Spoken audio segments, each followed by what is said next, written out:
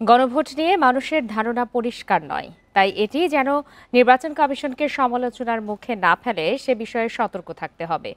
ইসির সাথে সংলাপে রাজনৈতিক দলের নেতারা বলেন, নির্বাচনে পেশি শক্তির প্রভাব বন্ধে তফসিলের পরই কঠোর হতে হবে কমিশনকে। সিইসির আশা, সব দল আচরণবিধি মানলে ভালো নির্বাচন সম্ভব। ত্রয়োদশ সংসদ নির্বাচন উপলক্ষে ইসির আয়োজনে ধারাবাহিক সংলাপের দ্বিতীয় দিনের শুরুতেই হট্টগোল বাধে।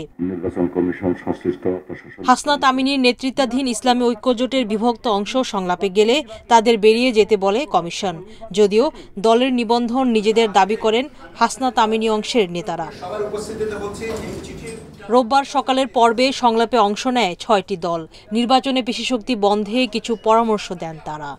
একজন যোগ্যতা সম্পন্ন মানুষের পক্ষে, আমরা ইউনিভার্সিটিতে পড়েছি যে রাজনীতি হচ্ছে সমাজসেবার সবচেয়ে উত্তম মাধ্যম, কিন্তু এখন সমাজসেবা করার সুযোগ নেই। নির্বাচনের আগে যৌথ বাহিনীর অভিযান করে অবৈধ অস্ত্র উদ্ধার করা এবং চিহ্নিত সন্ত্রাসীদের গ্রেপ্তার করা।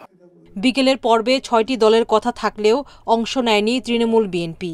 গণভোট যেন নির্বাচন কমিশনকে সমালোচনার মুখে না ফেলে সে বিষয়ে সতর্ক থাকার আহ্বান জানান নেতারা। যতই ভোট কাছাকাছি আসে তখন নির্বাচন দূরে চলে যায়। সামনে আছে কি ওসি, ডিসি, আর কি আছে আর একটা এসপি। গণভোটটা যে ওদিন করবেন, কিসের উপরে করবেন? দেশের মানুষ জানে, যিনি ভোট দেবেন তিনি জানে যে এই বিষয়ের উপরে গণভোট। অবাধ ও গ্রহণযোগ্য নির্বাচন করতে হলে দলগুলোর আচরণবিধি মানার বিকল্প নেই, বলেন সিসি। আচরণবিধি বানিয়েছে, সেটা পরিপালনে আপনাদের সহযোগিতা চাওয়া, আর হলো একটা সুন্দর নির্বাচনের কথা আমরা সবাই বলছি। আইন কানুনগুলো রাজনৈতিক সিদ্ধান্তে হয়, যখন হয় তখন আমরা বাস্তবায়নকারী হিসাবে আমরা আবির্ভূত হই, সেভাবে এটা চলে আসছে আর কি। ইসি কোনো রাজনৈতিক বিতর্কে জড়াতে চায় না বলেও মন্তব্য করেন সিসি। সুলতানা জাহান মিতু, ইন্ডিপেন্ডেন্ট নিউজ, ঢাকা।